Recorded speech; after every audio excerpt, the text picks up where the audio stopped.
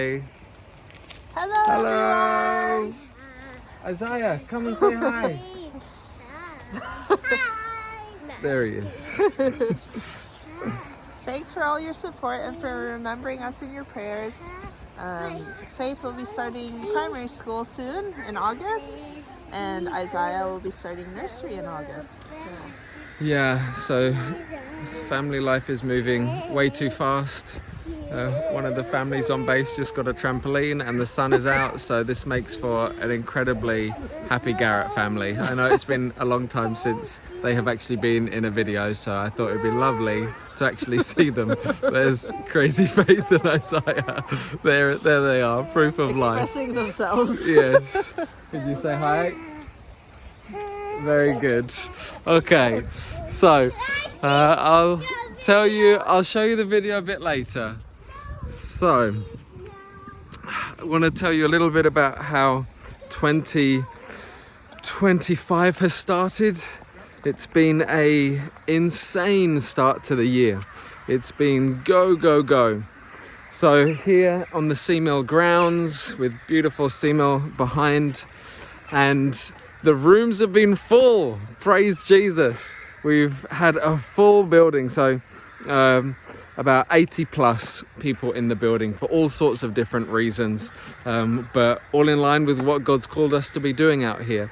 So it's been a bit mental hosting all of these people. We've had outreach teams from the US, we've had an outreach team from London, we've had different schools coming through, we've had people coming through with different ministries, we've had our discipleship training school starting.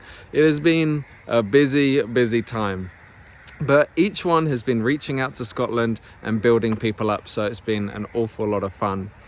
And over the last 2 months, a huge part of our work has been the build up to the Send. I had mentioned the Send in the last video. Now, the Send is birthed from YWAM DNA, partnering with many other missions organizations, and is rooted in our call as believers, that we are called to the Great Commission.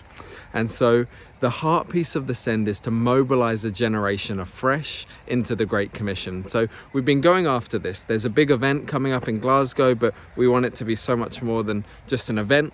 We want to see young people equipped and sent into missions, and we want as YWAM Seamill to be a huge part of that. So we've been hosting teams and sending them around the country to tell people about Jesus, to equip young people, and to hit the streets with young people telling others about Jesus, which has been an awful lot of fun. So maybe a month ago, the numbers were around, I think 300 people on the street in one-on-one conversations had heard the gospel. Another 150 had been able to be prayed for. Many others been led to Jesus. Many others been equipped and tangibly said, yes, I want to be sent into missions, so I'm going to do this training. An awful lot of exciting things happening, and again what we're seeing in Scotland is that there is an underlying hopelessness, that once you scratch away on the surface, there's a tenderness in people. As one of the teams was out doing evangelism, there was a great story of a young man. I mean, he had been going all day telling people about Jesus in all sorts of different ways, in building up conversation, in honoring, in bringing prophetic words, in many different ways. But he looked across the street, saw a guy, and he instantly said, oh man, Lord, what do I say to him? And he felt God tell him that all he needed to do was run up to him and say, hey, you need Jesus. So, I mean, could you imagine? That's a bold entryway. Us Brits like to talk about the weather first. So he ran up to him and he said, hey, you need Jesus. And the guy just turned around, looked at him and said, like with a weightiness, yeah, I do. And they got to talk about Jesus and lead him to Jesus. Was a very strong atheist the day before, but over the last 24 hours, God had been doing something in him. There was another lady who had been going out with us, partnering with the furniture bank, the distribution that we do. And as they went out, she went into a home, started to talk about Jesus. Instantly, this lady put walls up. She went another couple of times, but it was just awkward. So she just stopped. And then she took a moment and felt God prodding her to do it. So she went and she said, okay, I'm going to tell you about Jesus. And as she did that, she saw the lady roll up her sleeves and saw scars all up her arms.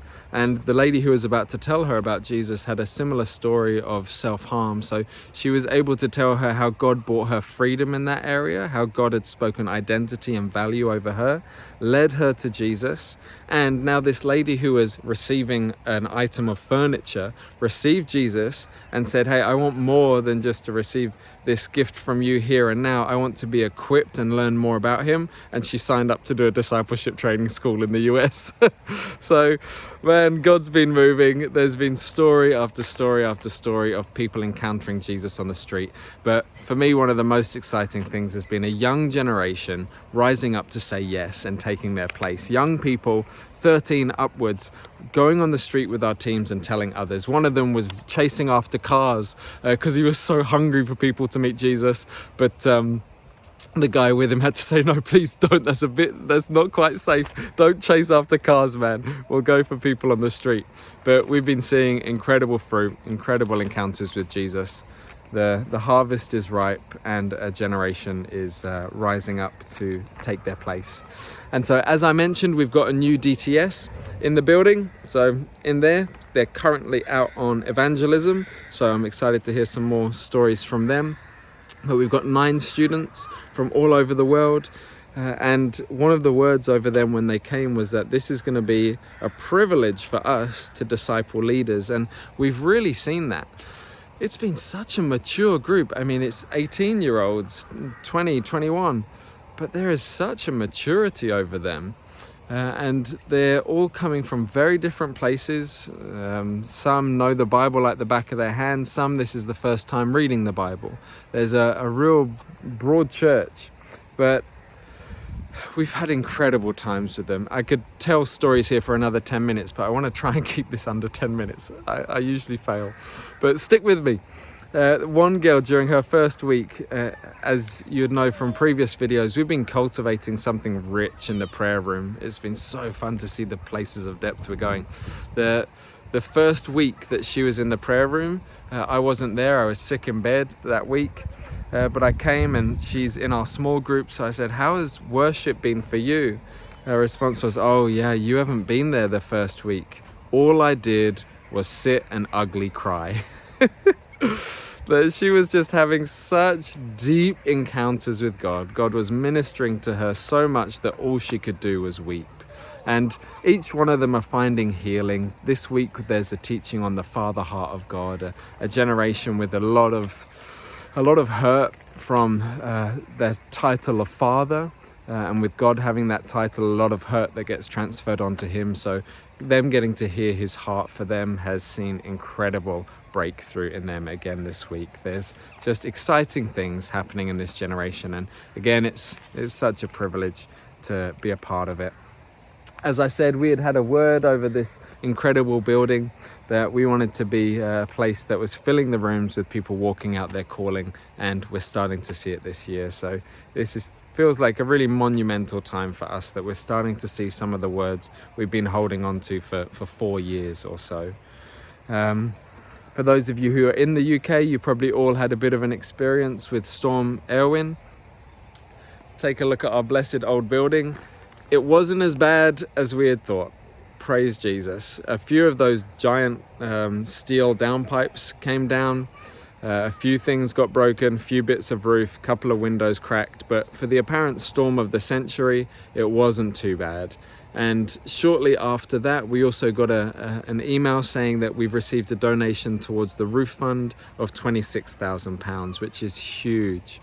For the entirety of the last bit of roof, which is by far the biggest, is £150,000, but £26,000 towards that, which pushes us close to 30 total, is a big deal. So we'll continue to be believing for more finance to come in for that. Not because we love old buildings, but because God gave us this place to train and equip a generation and to send people to the nations to see encounters with Jesus across the world. As we look to the next, my battery's wanting to die. Maybe God's asking me to stop talking.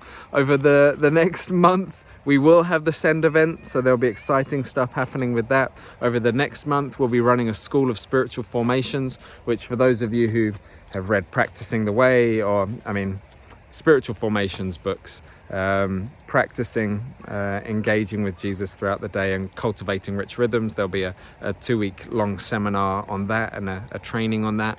A few other things over the coming months which I look forward to updating you on soon, but God is on the move. We're so humbled by his faithfulness to us. We're as a family so blessed to be here in this season and seeing YWAM Mel walking in what God has for it. Thank you so much for praying for us. Thank you so much for standing with us and supporting us, whether it be in prayer, whether it be coming to visit us from England, from Canada. We've had incredible times with people visiting us from around the world that we so love, and now we have a home that we can actually host people a bit more comfortably. So it's been such a privilege, and of course thank you so much for giving financially. We're volunteers, so the only way we can do anything is by people partnering with us and the vision that God has given. So thank you, God bless, and talk again soon.